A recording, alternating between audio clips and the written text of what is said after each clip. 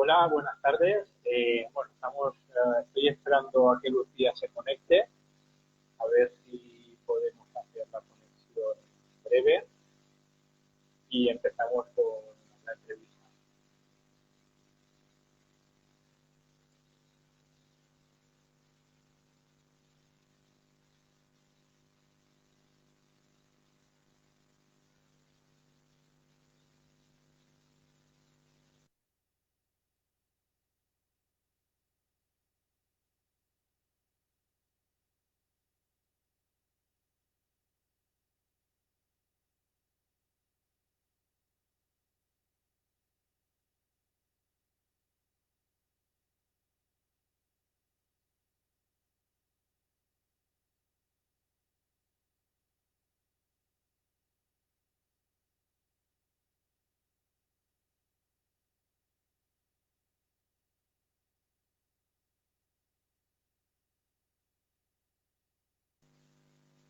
Ahora ya veo a Lucía por aquí, a ver si somos capaces de establecer conexión.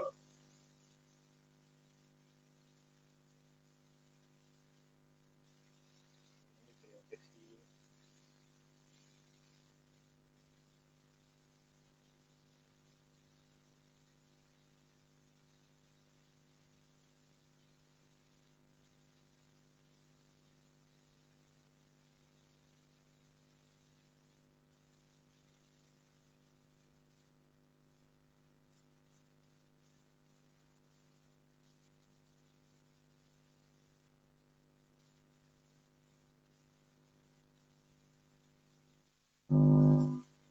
Las cosas de la tecnología.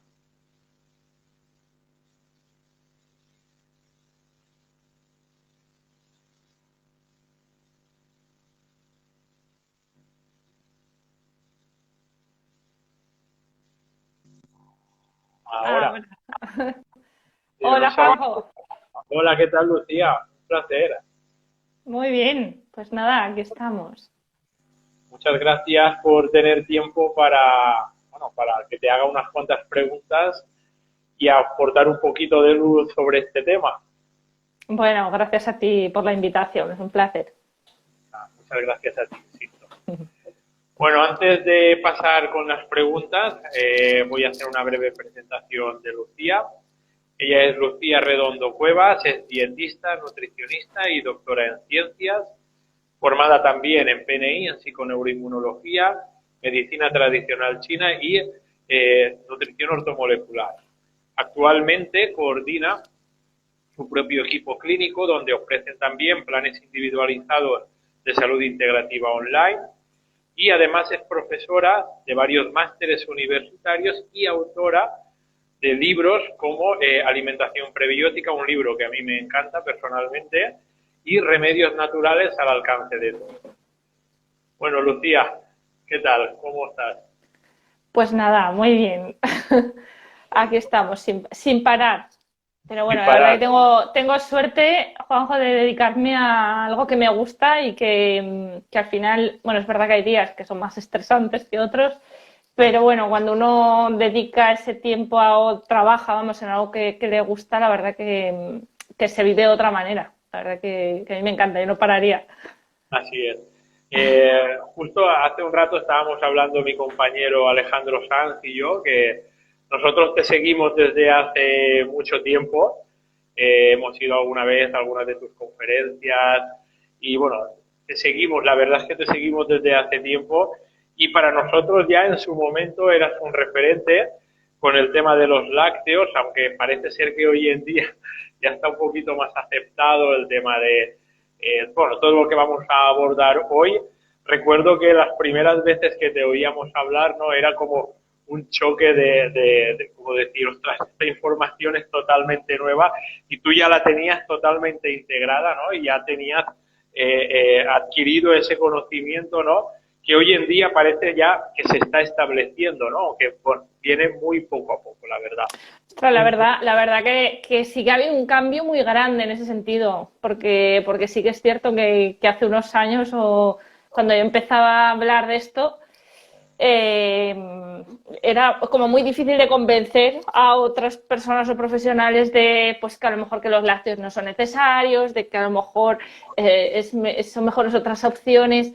Es cierto que en ese sentido, bueno, yo vengo de una familia donde mi madre, por ejemplo, nunca nos dio lácteos a mi hermana y a mí.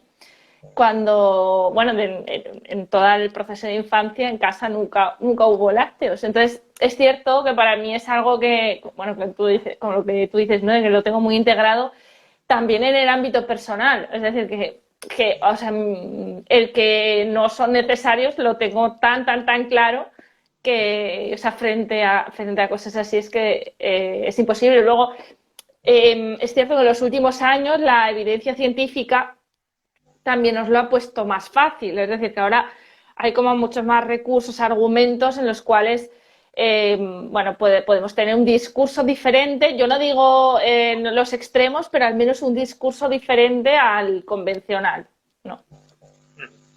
Así es, así es. Afortunadamente esto ha cambiado mucho. Yo recuerdo que yo tenía también muy integrado ya el tema de los lácteos y bueno, a mi pareja le costaba un poquito más esto y recuerdo que cuando nació nuestra hija, ¿no?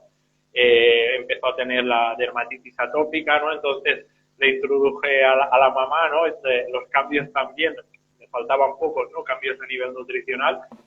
Y claro, incluso la pediatra habitual, de cabecera, a la que nosotros llevamos a nuestra hija, se echaba las manos a la cabeza por el hecho de que, debido a haber eliminado los lácteos, el gluten, haber dado algún probiótico, omega 3 a la mamá, la dermatitis atópica, que era una dermatitis atópica ya muy rebelde, en apenas 2 semanas había remitido. O sea que... Fíjate. Sí, afortunadamente, pero aún así la pediatra tiene sus resistencias para recomendar a las otras mamás que hagan lo mismo, ¿no? Pese a ver ella que aquello había cambiado. Pero bueno, nada, vamos a meternos en materia, Lucía, si te parece. Claro, ojo. Antes de empezar con la primera pregunta, decirle al público que nos ve que nos podéis dejar preguntas, trataremos de responderlas durante la entrevista o al final, ¿vale?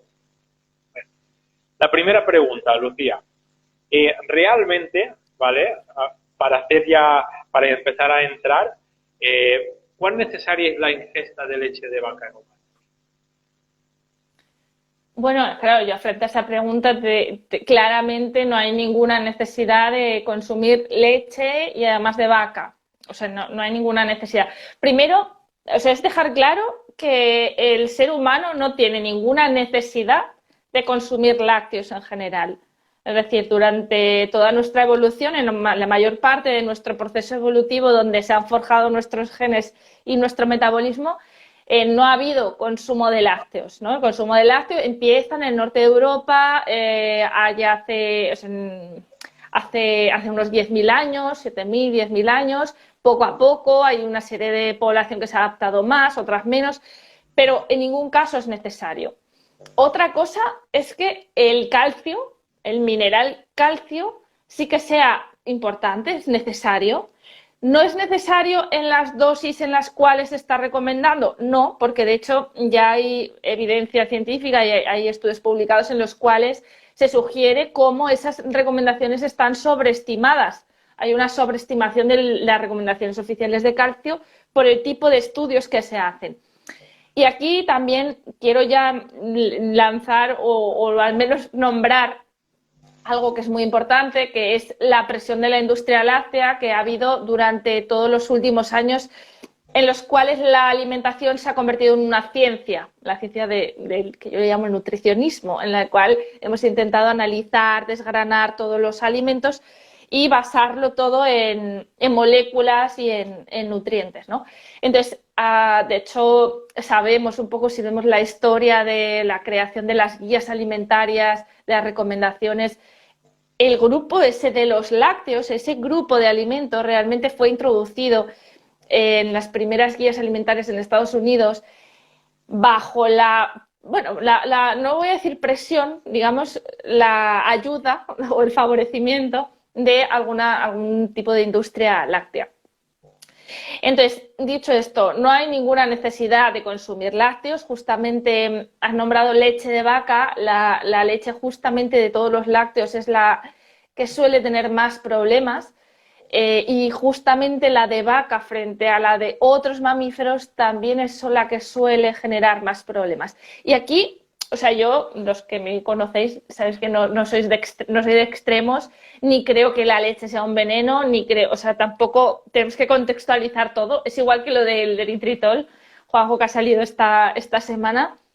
El eritritol no es la causa de las enfermedades cardiovasculares, ¿no?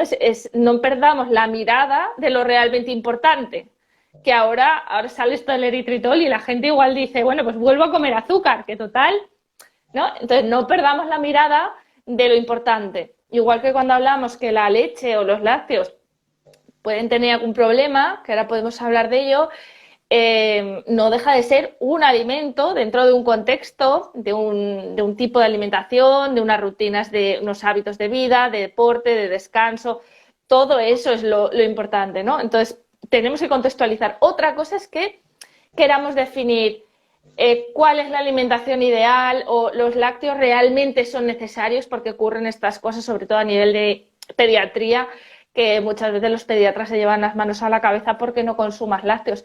Mira, me pasó una cosa muy curiosa bueno, la parte de la pediatría. Yo tengo una pediatra de confianza que es maravillosa, pero tengo bueno, a nuestro hijo lo llevamos a las revisiones rutinarias o, bueno, hacer de vez en cuando, vamos a la pediatra del pueblo.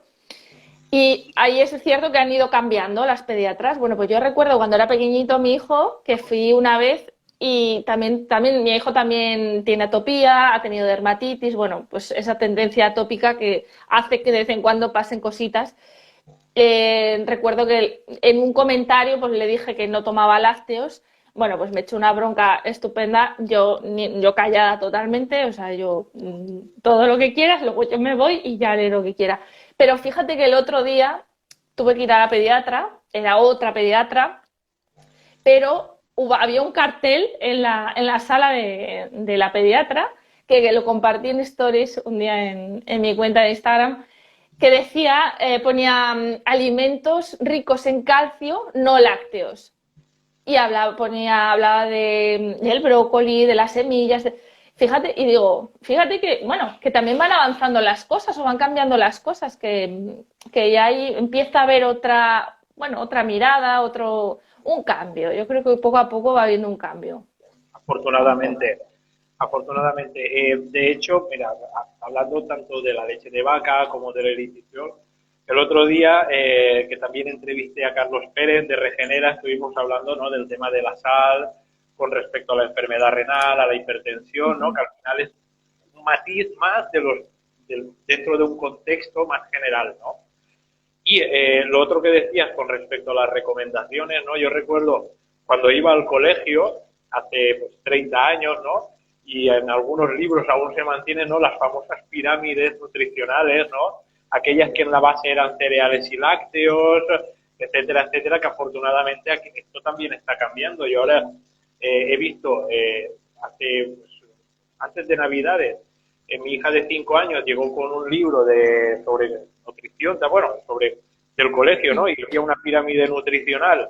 Y afortunadamente la pirámide nutricional había cambiado mucho, ¿no? Porque la base ya empezaba a hacer proteína, empezaba a hacer fruta y verdura. Es verdad que los cereales y los lácteos estaban en el segundo cajón, pero digo, bueno, por lo menos ya no son la base, ¿no? Y afortunadamente Claro. cambiando esto. Ahí van habiendo cambios, sí. Exacto. ¿Sería preferible consumir una leche sin lactosa? Pues mira, es que muchas veces hay muchas personas, yo que me dedico sobre todo al tema de patologías digestivas, SIBO y demás, hay muchas personas que la leche les empieza a sentar mal, ¿no? Y empiezan a notar, a lo mejor, y esto a veces ocurre pues cuando ya tienes 30, 40, 50 años, pues empiezas a notar que la leche ya no te cae igual que antes. Y entonces la gente lo que hace es comprar la leche sin lactosa, porque ya se ha encargado la industria de ponernos anuncios explicándonos que si te sienta mal la leche, ya te ofrezco la leche sin lactosa, que esa, como no tiene lactosa, pues ya te sienta mejor. Es cierto que si tienes una intolerancia a la lactosa muy clara, claro, que quitas la lactosa, en realidad no la quitas, la leche sin lactosa no es que quiten la lactosa, lo que hacen es que la rompen en dos y entonces ya no te genera gases, no te genera esas flatulencias.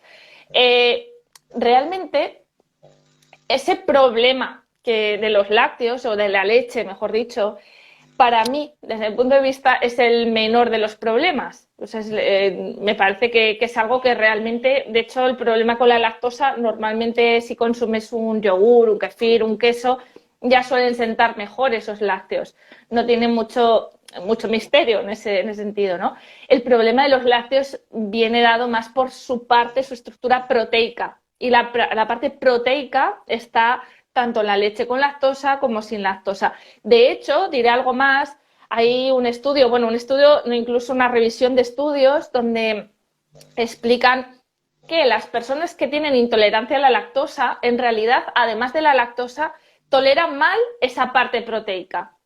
De hecho, hay pacientes que toman leche e incluso toman leche sin lactosa y les sigue sentando regular. A lo mejor les sienta un poco mejor, pero no les acaba de sentar bien del todo. Y eso es por esa fracción proteica.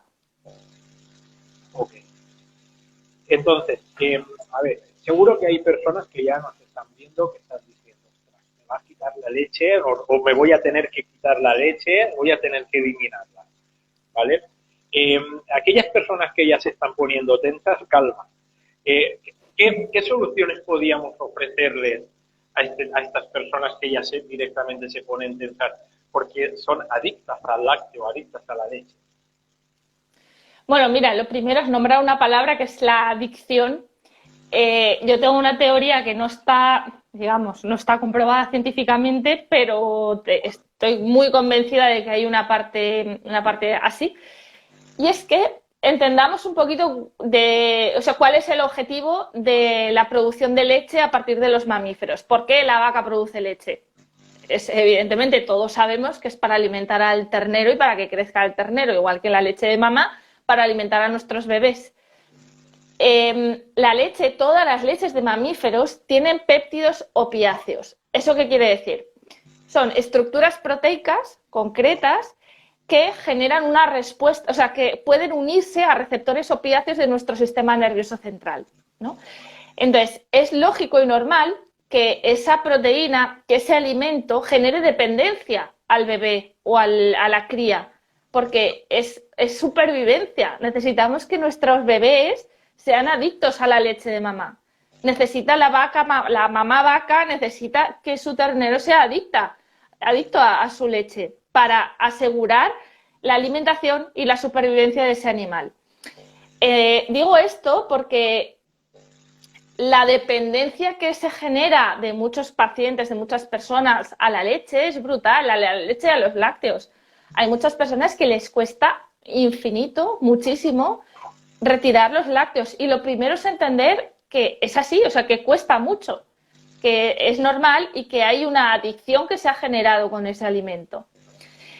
Entonces, lo primero es eso. Y luego que también tenemos una relación cultural muy fuerte con la leche. Yo ya he comentado antes que es cierto que a mí no me dieron leche cuando era pequeña, entonces no tengo esa relación que es muchas veces más emocional, psicoemocional, de que no, por la mañana necesito ese vaso de leche porque si no parece que no he desayunado. Bueno, pues entender que hay una parte que es más de esa relación emocional, otra que es una relación de adicción que puede aparecer, que a veces cuesta, pero que entendamos que es un alimento, sobre todo la leche, que nos puede dar algunos problemas y que retirarla, bueno, podemos retirarla, o sea, no hay ninguna necesidad de consumir leche. Podemos de inicio empezar a sustituirla por alguna bebida vegetal, si queremos alguna bebida de almendra, de coco, sin azúcares, eso sí, porque a ver si nos pasamos de la leche a la mezcla de azúcar y agua, pero bueno, una leche de calidad o hacerla tú en casa con frutos secos o con coco. Hay opciones sobre todo para esa transición, para que nos sea más fácil o más sencillo. Me gusta mucho lo que acabas de decir ahora de la transición, ¿no? Porque ahí me gusta que la gente haga como un pequeño cambio de paradigma, ¿no? O un cambio de paradigma y vaya mucho más allá. Como tú muy bien has dicho, hay gente que se levanta por la mañana y tiene que beber un vaso de líquido blanco, o por la noche tiene que beber un vaso de líquido blanco, y perfectamente se pueden hacer desayunos súper completos y súper saludables sin un vaso de líquido blanco. Porque pasa que automáticamente, ¿no? Digamos que el cerebro, como que hay una parte emocional o una Sí. parte del cerebro, no sé, que lo necesita, ¿no?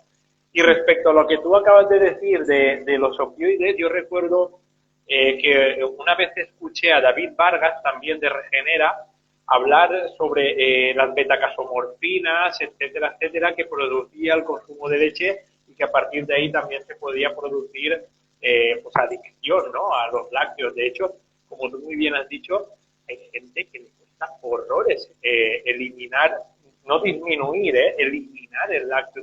Disminuirlo tal vez pueda ser sencillo, pero eliminarlo del todo es muy difícil para algunos de ellos.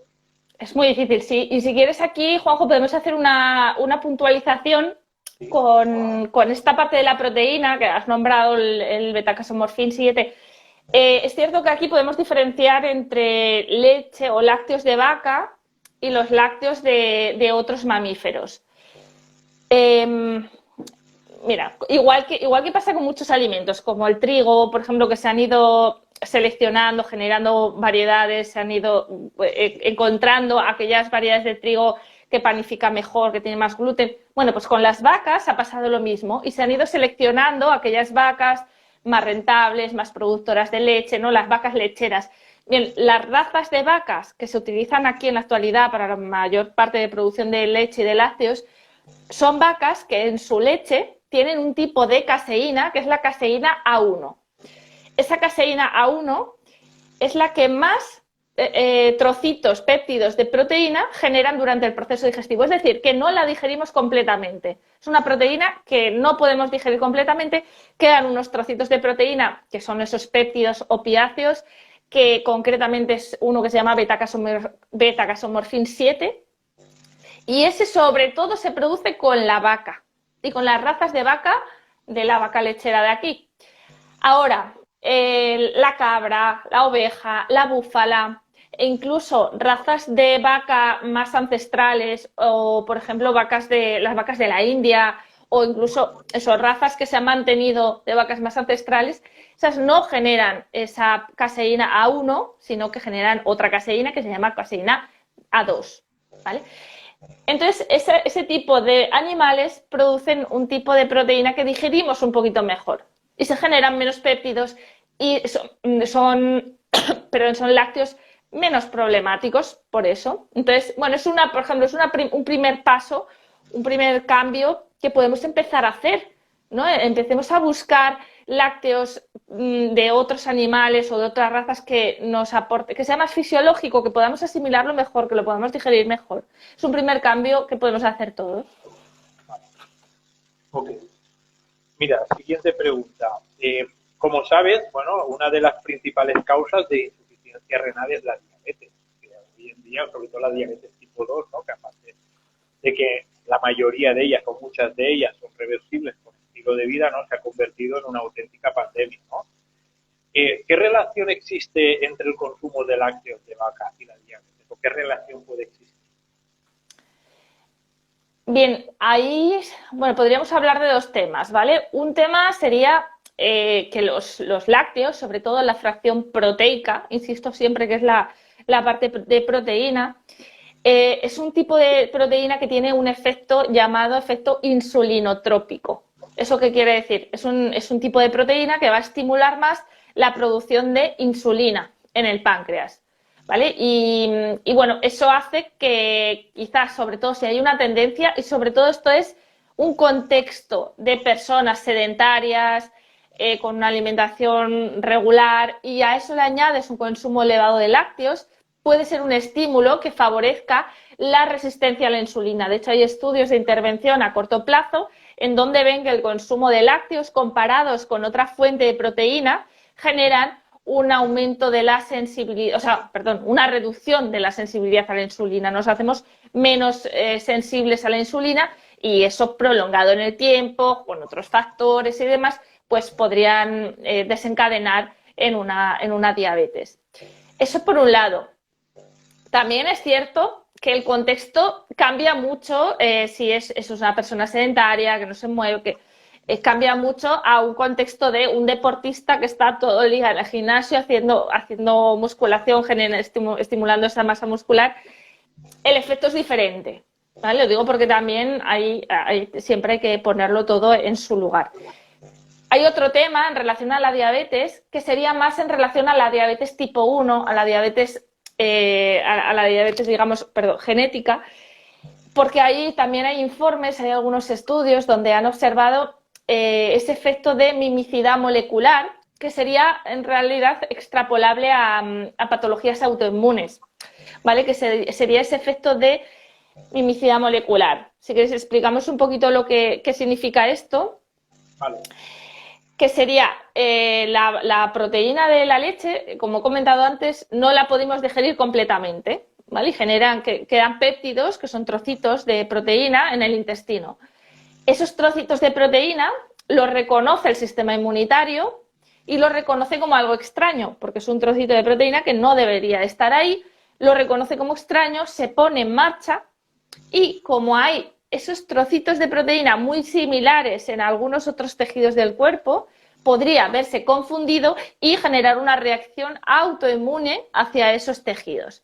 Eso que he explicado así que parece un poco raro de que ocurra, es una hipótesis que podría estar detrás de algunas patologías autoinmunes, ¿vale? Y por eso, aquellas proteínas, aquellas fracciones proteicas más susceptibles a que ocurra esto son aquellas que tenemos una peor digestión, o sea, una mala digestión, mala capacidad de romper todos esos enlaces entre proteínas y los que tienen estructuras más inmunogénicas. Y ahí principalmente hay dos tipos de proteína, una es la de los lácteos, la caseína sobre todo, y otra es la del gluten. El gluten y los lácteos, el gluten y la caseína tienen una estructura muy parecida. De hecho, los péptidos que se generan después del consumo de esa caseína o el consumo de ese gluten son muy parecidos. De hecho, tienen el mismo número de aminoácidos, que son 7.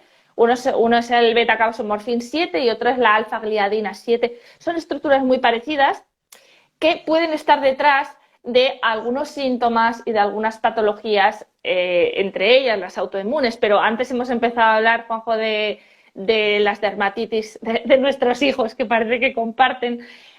Cuando hay esa atopía, esa tendencia, la atopía, que es esa tendencia a reacciones alérgicas, es una mucosa más débil, más sensible, entonces son niños y adultos, porque la atopía no te creas tú que se va, o sea, la tendencia y una parte genética muy importante, luego evidentemente lo que hagamos es lo que marca cómo estamos, ¿no? Pero hay una tendencia que es cierto que hay algunos alimentos que son más susceptibles de que nos den problema, porque la mucosa intestinal, la mucosa de la piel está más débil. Perfecto. Bueno, estamos entrando ya en un tema que a mí me gusta mucho, ¿no? Que es el tema de la autoinmunidad, ¿no?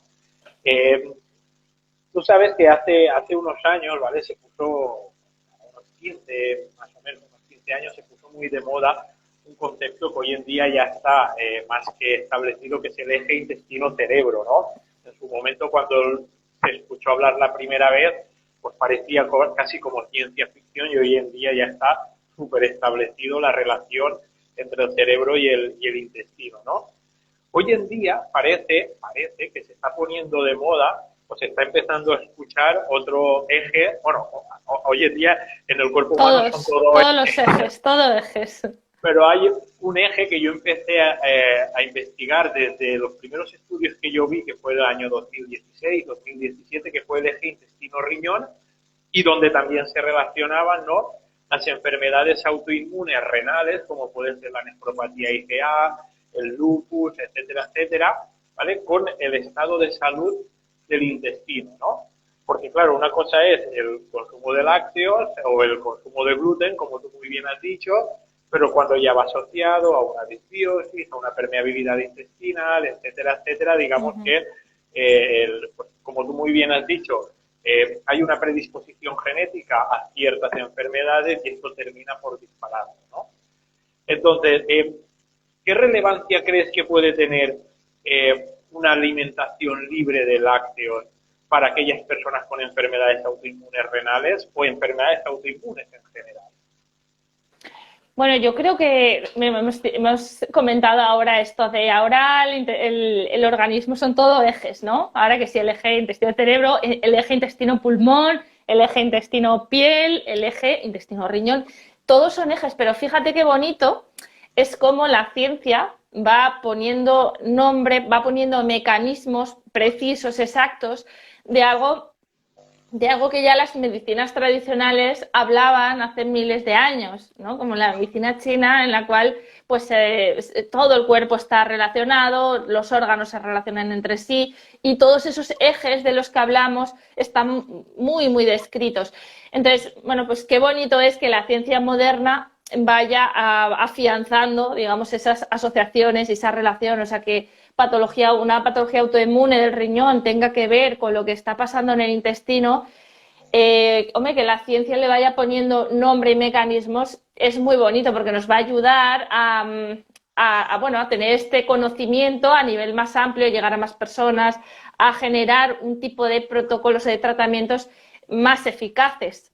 Entonces, a ver si entendemos que prácticamente el 80% de nuestro sistema inmune está en el intestino, que es donde se fraguan muchas de las patologías, que sabemos que en el intestino es donde se reconocen, donde están todas esas patrullas de policía revisando y observando qué es lo que hay, qué microbios hay, qué sustancias llegan, qué está pasando en el intestino.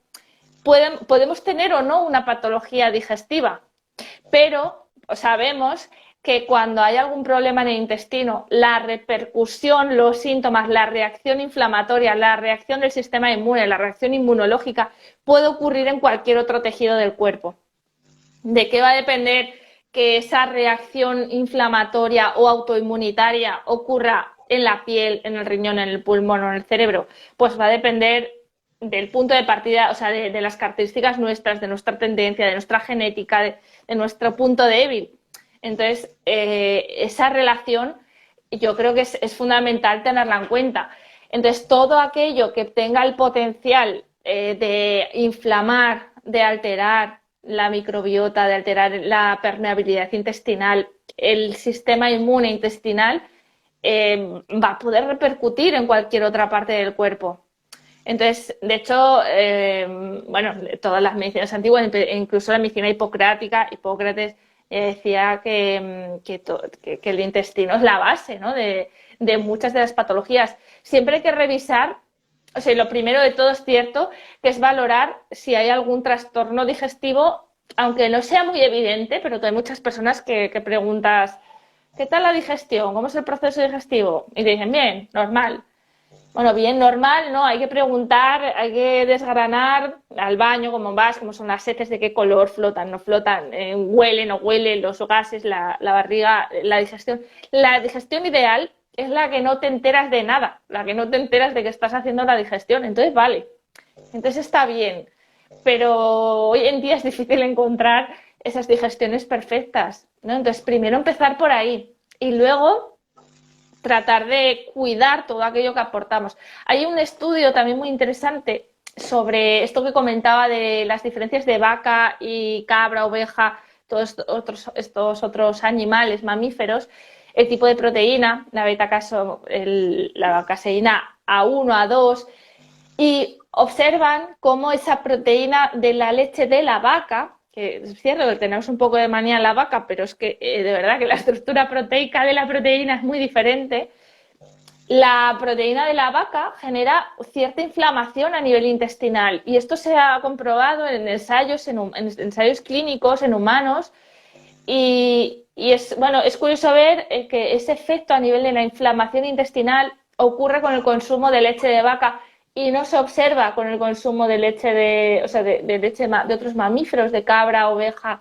Entonces, es interesante. Y luego hay otro detalle, que ahora abro un paréntesis, ¿vale, Juanjo? Aquí, que es, cuando hablamos de la leche, no tiene nada que ver Si alguno de los que nos estáis viendo alguna vez habéis probado esa leche recién ordeñada, hervida y ya está, no sé, del pueblo, de algún sitio que hayáis podido tener ese acceso, el sabor no tiene nada que ver a la leche del Tetra Brick del supermercado de hoy en día. El sabor no tiene nada que ver, pero es que la composición tampoco. Entonces, todo ese tratamiento que se le hace a la leche, una vez se extrae, primero se separa la grasa del resto, se homogeneiza, en fin, todo ese tratamiento térmico, hace que la leche tenga unas características diferentes y también nos afecte de manera diferente. Entonces, aquellos que pensemos, no, es que mis abuelos, mis tatarabuelos toda la vida han bebido leche. Bueno, a ver qué leche han bebido, que estoy segura que no es la del Tetra Brick del supermercado. Yo he tenido la suerte de ser uno de esos, de los que ha probado la leche tal cual, de vaca, de pasto, recién ordeñada, y que no tiene absolutamente nada que ver. Simplemente ya con ver el vaso, verlo únicamente, tú ya estás viendo que es totalmente diferente, con su grasa por encima, la leche como tal, ¿vale? Y luego lo que tú dices, en el sabor no tiene, es absolutamente diferente. Totalmente, no tiene nada que ver con la leche de Brick. Y otra cosa que me ha gustado de lo que has dicho, ¿no? Es que una de las cosas que ocurre en nuestra sociedad, y esto también es por una falta de educación, de información, no sé, es que se normalizan muchos síntomas, ¿no? Digestivos que en teoría no son como normales, ¿no? Realmente la mayoría de la gente no sabe cómo es una digestión normal o no sabe cómo son unas heces normales, ¿no? La famosa escala de Bristol, ¿no? No saben lo que es, se normalizan cosas como el estreñimiento, ¿no? Se normalizan cosas como la hinchazón abdominal, como las digestiones pesadas, dependiendo de lo que coma, ¿vale? Y se normalizan una serie de cosas, ¿no? Hablando siempre a nivel digestivo, que realmente, pues, cuando las estudias, no tienen por qué normalizarse, al revés. Es totalmente anormal y no voy a decir patológico porque tampoco llegamos a, pero es antifisiológico, por llamarlo de alguna manera, ¿no? Y es Sí, algo, sí, es algo bajo mi punto de vista, de una falta de información o de educación que nadie les aporta tampoco. Pues sí, fíjate, yo siempre me vienen a la cabeza estos pacientes que he tenido, ahora me viene uno justamente a la cabeza, que me acuerdo que llevaba pues 10 o 15 años con heces blandas, o sea que todos los días por la mañana, o sea, diarrea blando, ¿vale? Entre diarrea y blando. Todos los días por la mañana, pum, todos los días por la mañana. Había ido pues hace 15 años o así a varios médicos, a varios sitios, le habían hecho pruebas, lo típico de celiaquía, Helicobacter pylori, habían descartado cosas, todo bien para casa. Bueno, pues como le habían dicho los médicos que todo bien para casa, que no había nada, pues eso lo había normalizado y él no buscaba, de hecho no buscaba el solucionar eso, venía por otra cosa. No buscaba solucionar eso, o sea, estaba tan interiorizado que eso era lo normal. Entonces, fíjate qué problema que yo siempre digo que esas revisiones médicas que vamos, ¿no? cuando ocurren cosas de este tipo, que normalmente lo que se busca ahí son cosas, yo siempre digo que se buscan las cosas graves, es decir, vete a los médicos para descartar cosas graves. ¿Vale? Pues descartar, si lo hacen bien, pues descartar una celiaquía, descartar pues, no sé, una enfermedad inflamatoria intestinal, oye, cosas que eso lo va a hacer un médico digestivo bien, especialmente si está bien, que si es bueno, bien actualizado, de maravilla. De hecho, yo he estado varios años trabajando en un equipo de digestivos aquí en el Hospital de la Salud de Valencia y he aprendido mucho con ellos y considero que tenemos que ir de la mano y que ellos nos tienen que ayudar en unos aspectos y nosotros tenemos mucho que aportar en otros, ¿no? Entonces, una vez hemos descartado lo grave, entonces tenemos que saber lo que nos falta esa información de que oye, que hay cosas más allá, que se pueden hacer más cosas, que tenemos que tener claro que no podemos normalizar el estar todo el día de diarrea o tener la barriga como un embarazo todo el día o ¿no? Tener acidez todos los días y oye, me tomo un omeprazol y se me pasa y entonces lo normalizo y sigo y continúo para adelante porque eso a la larga tiene muchas consecuencias. Entonces, una cosa es calmar el fuego en un momento dado, que puedes tomarte ese fármaco concretamente un día puntual, 2 días, no pasa nada, pero empezar a normalizar eso, pues tenemos que también poner en la balanza esas consecuencias, ¿no? Siguiente pregunta, Lucía. Bueno, las personas con enfermedades autoinmunes renales y trasplante renal, sabes que suelen tomar altas dosis de corticoides, ¿vale? Y eso debilita la salud ósea.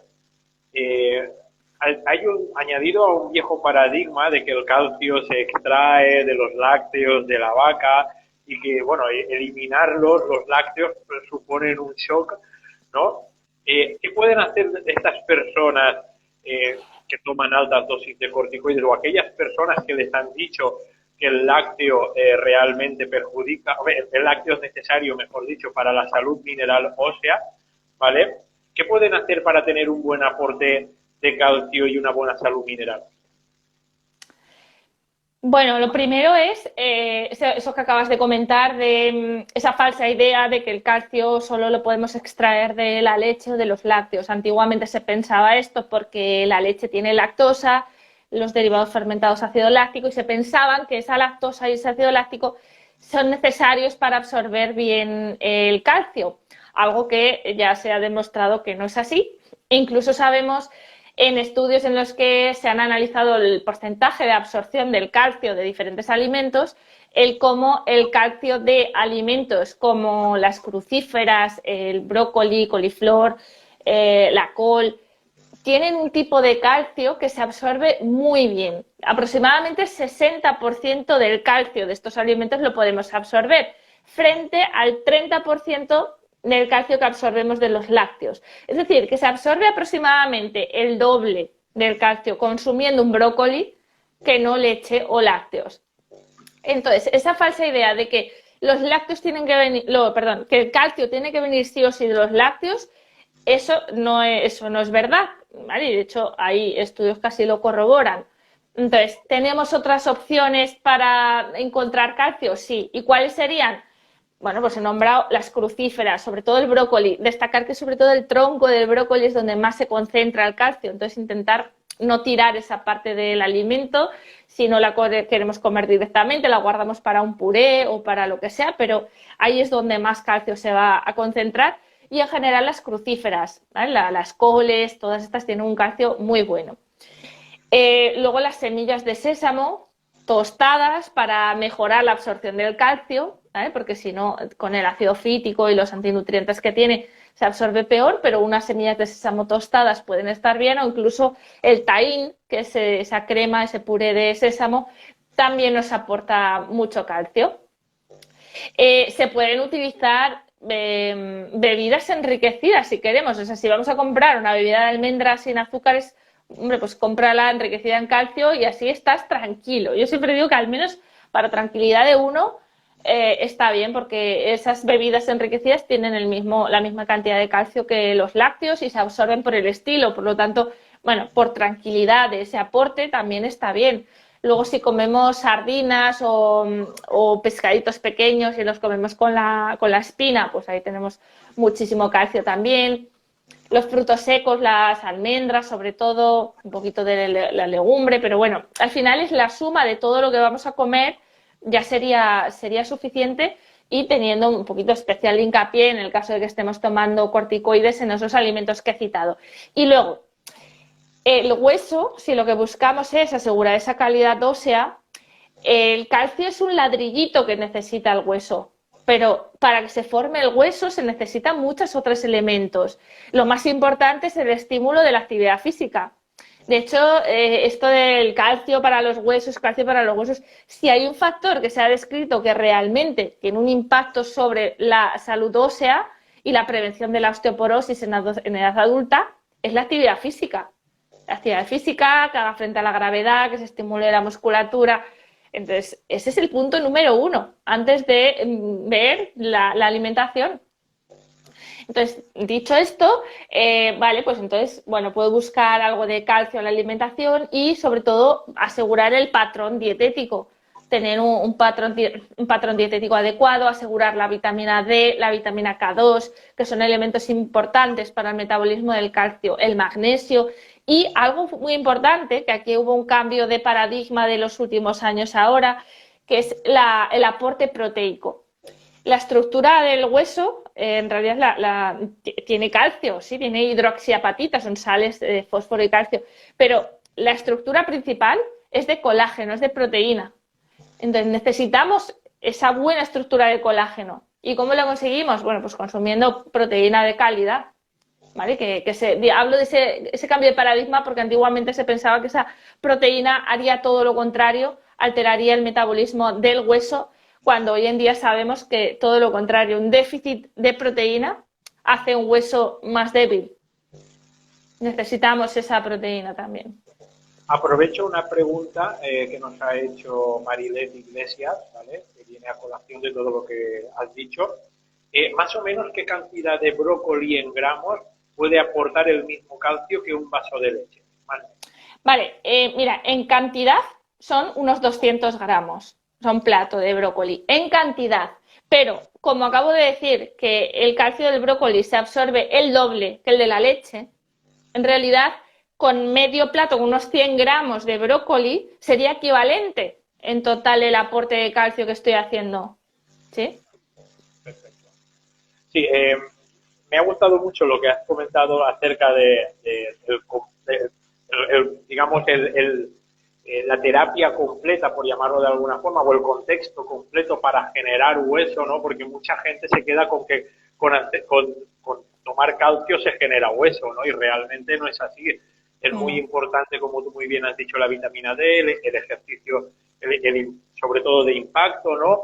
Cada vez se sabe más, no solo sino de la función proteica, ¿no? Del aporte proteico en cuanto a función del hueso, a generación de hueso, sino el par hueso-músculo, ¿no? Que cuando más músculo tienes, más salud mineral ósea existe, ¿no? O sea que el ejercicio de fuerza casi que ya es indispensable.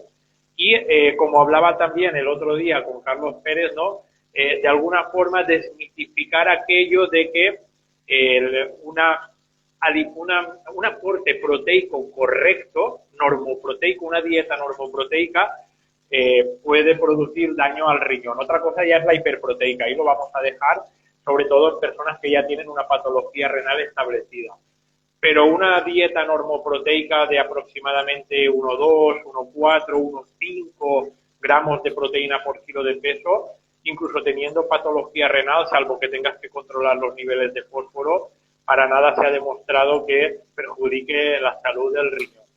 Y por otro lado, me ha gustado mucho que aportaras el tema del brócoli, porque fíjate la diferencia, ¿no? que existe entre tomar un vaso de leche, que aparte de que te aporta menos calcio por el tema de las proteínas lácteas, puede producirte malas digestiones y inflamación intestinal, mientras que el brócoli te puede aportar el mismo calcio o más sustancias como por ejemplo el sulforafano, que lo que van a hacer es mejorarte, ¿no?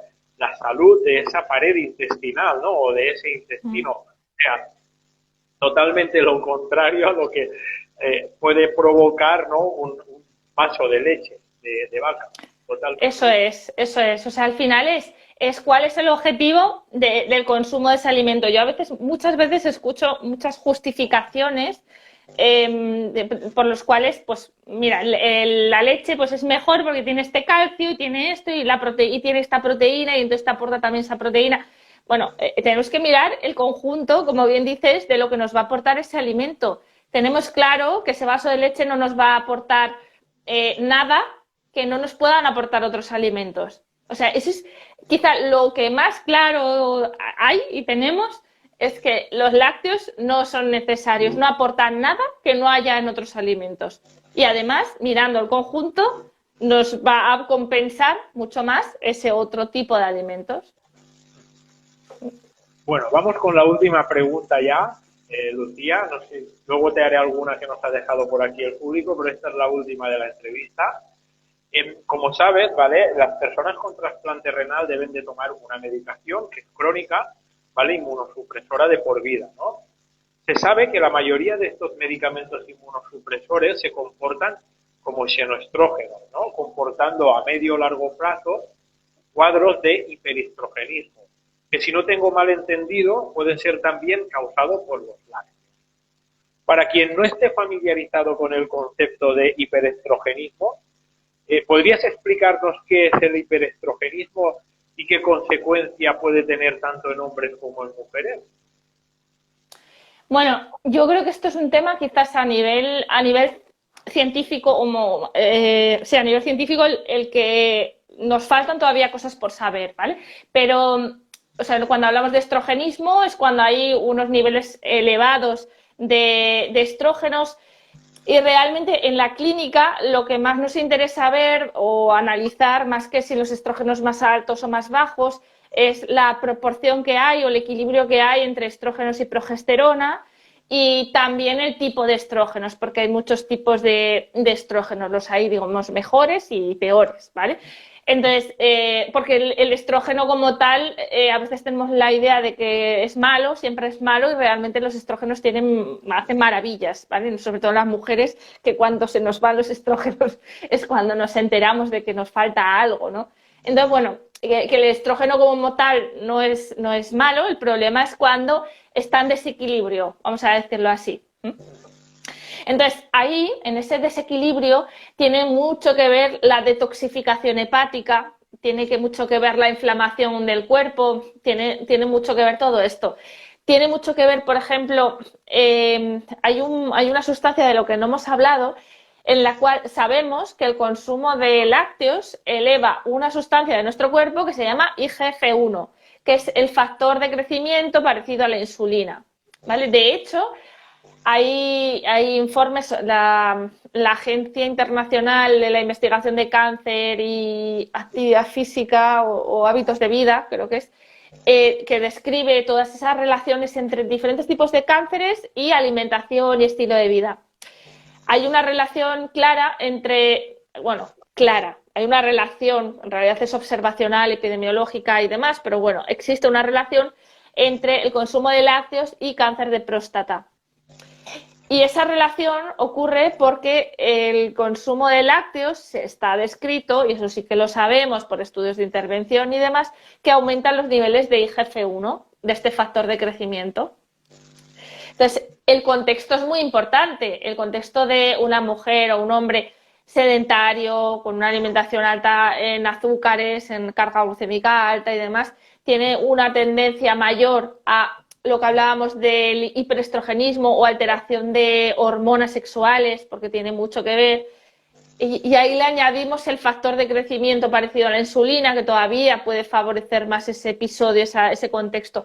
Entonces, bueno, en ese papel, en esa relación, pues no iría bien a favorecer o ayudar a esos niveles de IGF-1, a ese hiperestrogenismo. Es cierto que los lácteos, de hecho hay un estudio clínico bonito en el cual observan los niveles de estrógenos directamente antes y después de beber, creo que es un vaso de leche o tomar algún lácteo. Sí, creo que lo hacían con leche.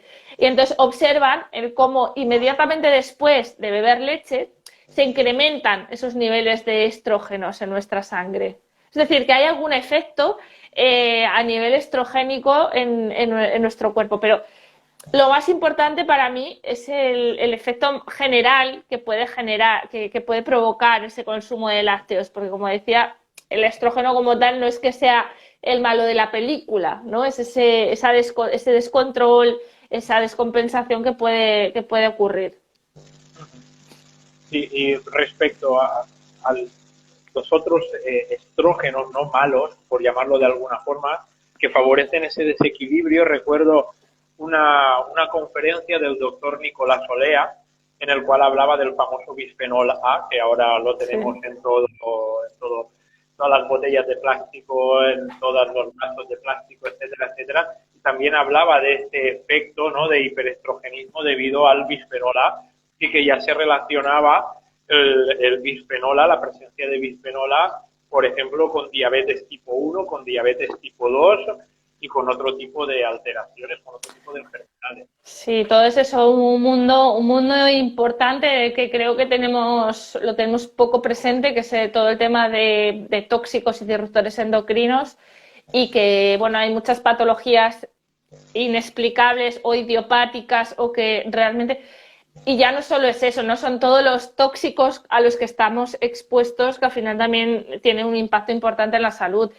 Estamos hablando de los lácteos y de hecho hablando solo de los lácteos, pensar que el tipo de lácteos y de producción, el que sea una producción convencional en el cual pues hay una estabulación abusiva de los animales, se les da mucho antibiótico, residuos de pesticidas, herbicidas en los piensos, eso también comparándolo con una producción de un lácteo que, oye, una vaca, aunque sea una cabra que haya comido lo que tiene que comer fisiológicamente, que es pasto, que es forraje, y que se le trate de forma más fisiológica, hombre, pues lo que vamos a tomar, ese lácteo, también va a tener diferencias, sobre todo en esos residuos tóxicos.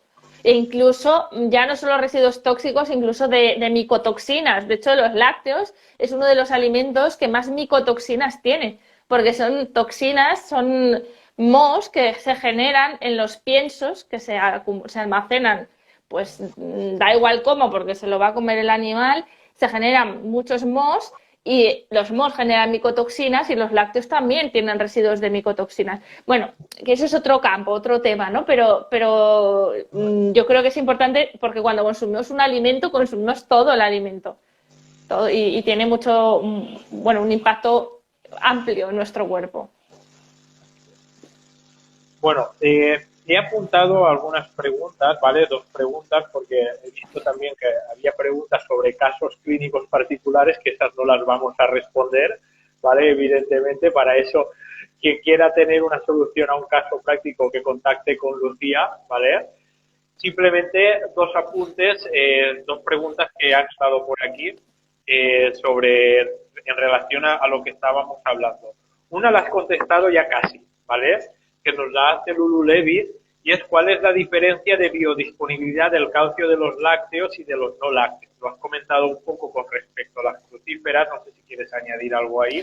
Sí, a ver, mira, hay una, de todas formas, si os interesa, yo tengo un ebook de los lácteos que se llama La otra cara de la leche, lo tengo en mi página web de descarga gratuita. Entonces podéis entrar ahí en la parte de libros, abajo de todo veréis para poderlo descargar.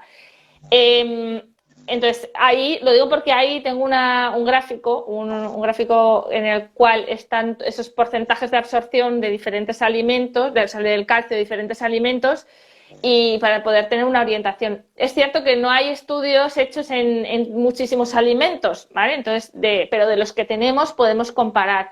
Hemos hablado del 30% de absorción del calcio de los lácteos, el 60% de las crucíferas, y luego es cierto que el resto de frutos secos, de legumbres, de otros alimentos suele estar alrededor del 20%, 20-25%.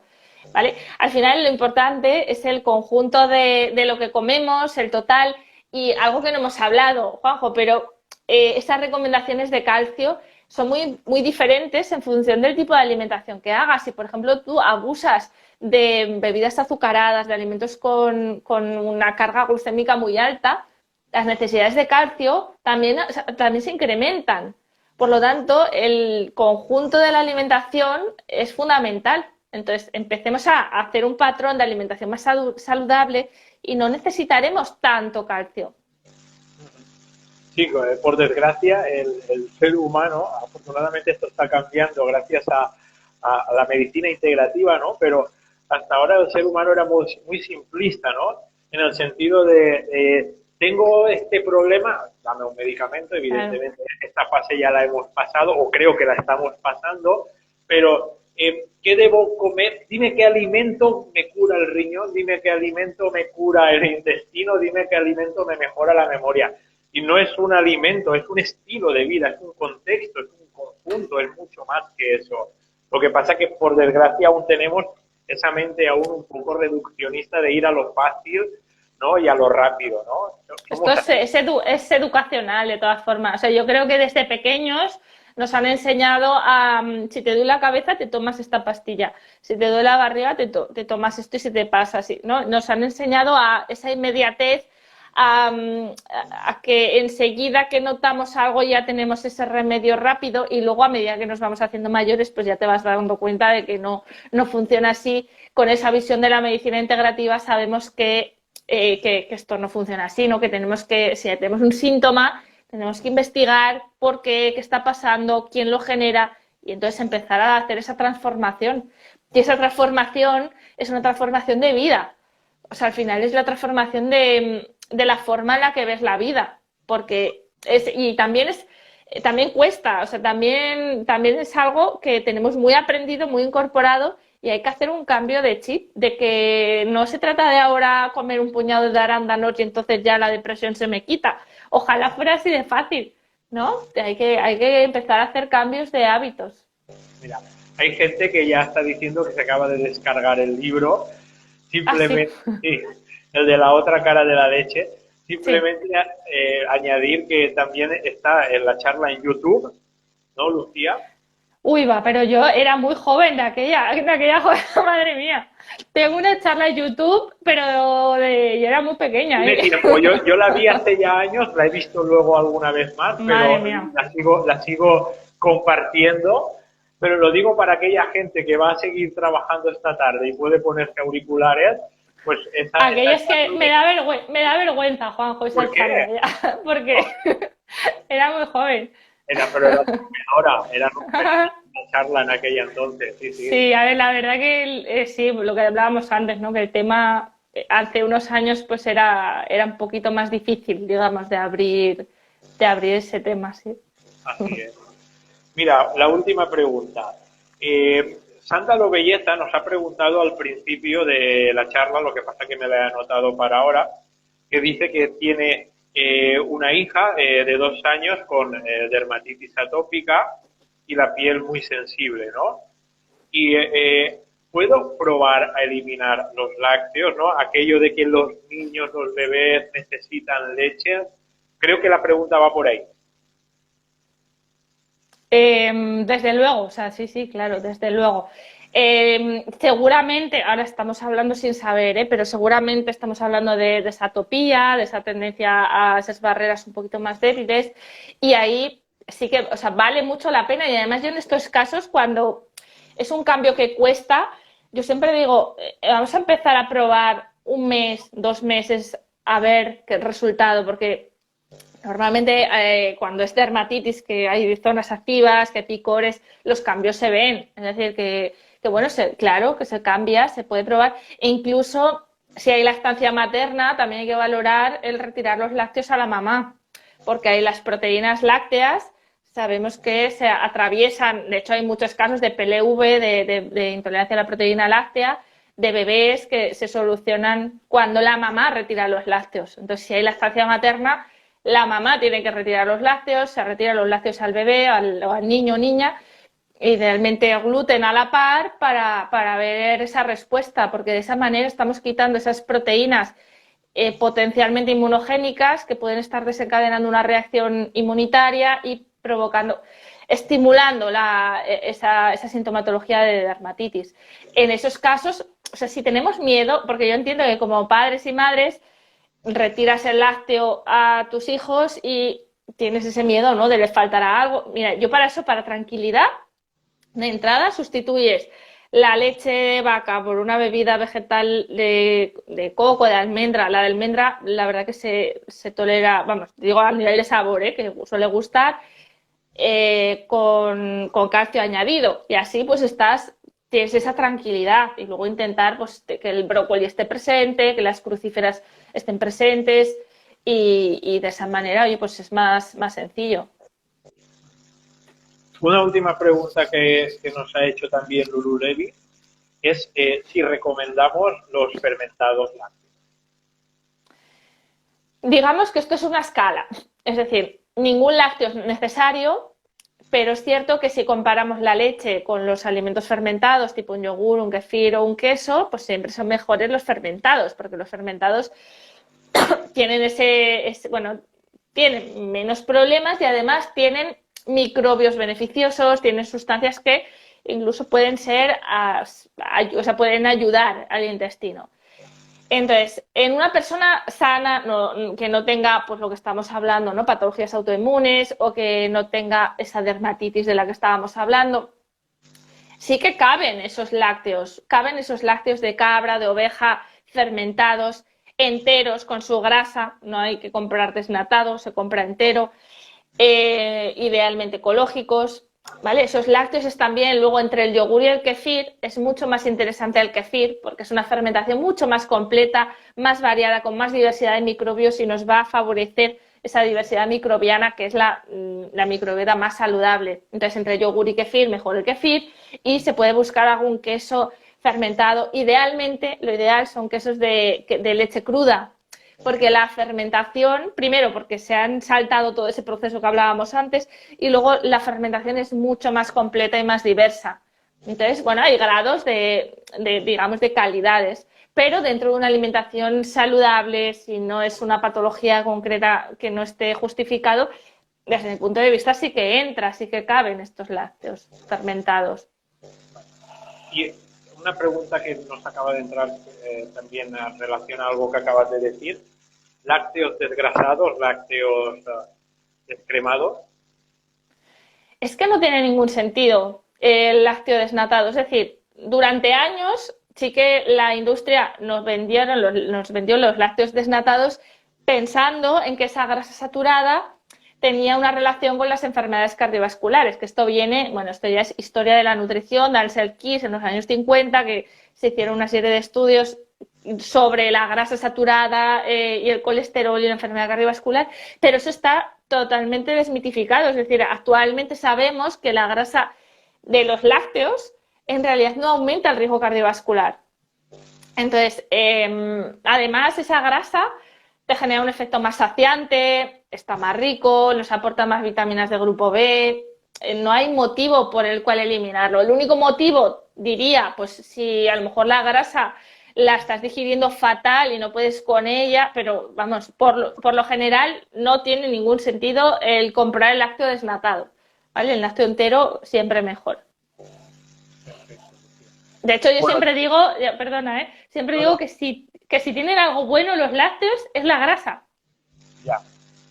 O sea, sí, que no tiene sentido. Ya sabes que en su momento, debido a todos aquellos estudios, ¿no? Se puso de moda todo lo light, ¿no? Y se le empezó a quitar la grasa, independientemente de que fuera grasa saludable o no saludable, y a tachar la grasa en general como algo malo, ¿no? Y como algo dañino, y es todo lo contrario, ¿no? Hay que saber qué grasa es favorable, no es beneficiosa, qué grasa es perjudicial, también dependiendo de qué contextos, ¿no?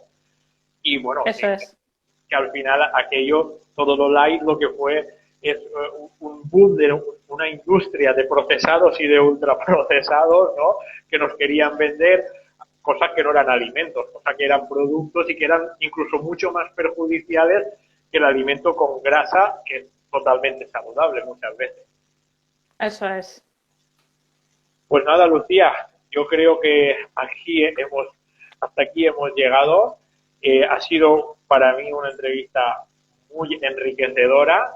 Tus conocimientos son muy vastos, muy grandes.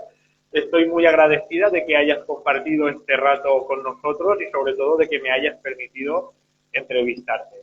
Te lo agradezco de corazón. Muchas gracias, Lucía. Muchas gracias a ti, Juanjo. Un placer, de verdad.